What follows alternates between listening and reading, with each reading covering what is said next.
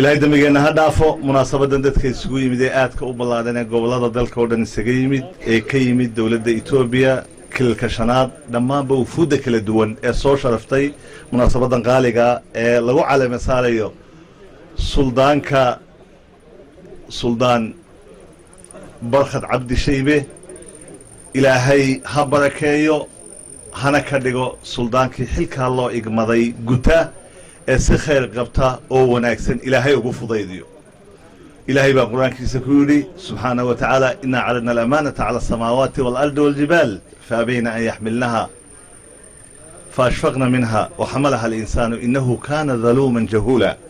أمانة نوع أيضا تهنقته ويعلستها الله وفضيديو لما أنت وينو هنبليننا waxaynu meelaha kala duwan uga nimidnaa waa munaasabada inaynu sharafno oo aynu weyneyno oo aynu qiimeeyno suldaanka la caleema saarayo waynu ducaynaa ilaahay xilka u fudaydiyo inta dabadeed dhammaanba wufuuda kala duwan ee meelaha kala duwan ka timid oo ugu horeysiinayo garaadka qaaliga inagu ah runtii ay nooga yimid kilka shanaad garaad kulmiye si gaarayn u soo dhaweynayna waayo isagu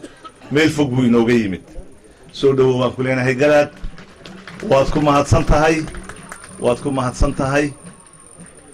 dardaarankii aad ummadda reer Somaliland tirina waanu kaa gudoonay ha ka warwarin hana ka biqin siyaasadda Somaliland iyo siyaasiyiinta Somaliland marka ay tartamayaan baqdin badan baa dadka gashaa oo hadallo badan oo xanaf leh ama hadallo badan oo dadka cabsi geliya ayaa la maqlaa laakiin xaqiiqadu waxay tahay inay qulubtuna isku xidhan tahay dan la wada leeyahay dadka iyo dalkaba la xajecla laga wada qabo qofka mas'uulka ee xilka doonayaana xilka uu doonaya mooyaane shacbiga inaanu isagu lahayn waxa uu doonayana inaanu samayn karin ay ummaddu tahay ummadda wax dooranaysa markay codka siisana haddii codkaasi xitaa in yar lagu kala badiyo mas'uuliyaddii iyo xilkasnimadii uu ku aqbalayay natiijada ayay leeyihiin siyaasiyiinta Somaliland waxaana masal inoogu filan madaxweynaha maanta mudane Axmed Maxamed Maxamuud Silaayo 2003 doorashadii madaxweynaha dhacday 8 cod ayuu kaga guuleystay madaxweynihii dalka ee xilligaasi mudane Daahir Yaale Kaahin waxaan xasuusanahay wafdi baarlamentariya oo aan wadamada Yurub 2006 maray ayaa waxaanu sharxaynay madaxweynaha dalka xilliga Daahir Yaale Kaahin inuu 8 cod kaga badiyay madaxweynaha xisbiga mucaaradka ee kulmiye xilliga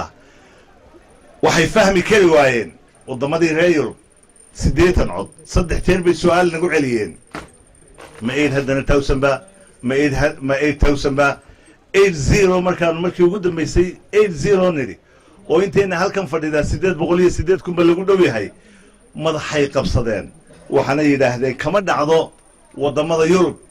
iyo wadamada waaweyn ee ilbaxnimada iyo sheegta doorashooyinka badan qabta 80 cod oo kaliya doorasho lagu kala baxa adduunyada ma dhacdabayda waad ogeydeen wadanka Kenya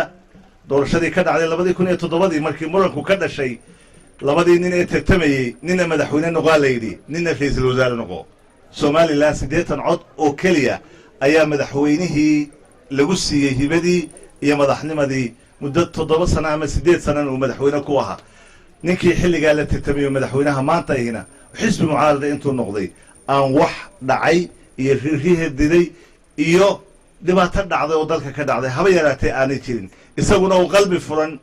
iyo soo dhaweyn ku qaabilay taas ayaa la yiraahdaa gobonimo taas ayaa la yiraahdaa sharaf taasay ummaddu kuugu helinaysaa marka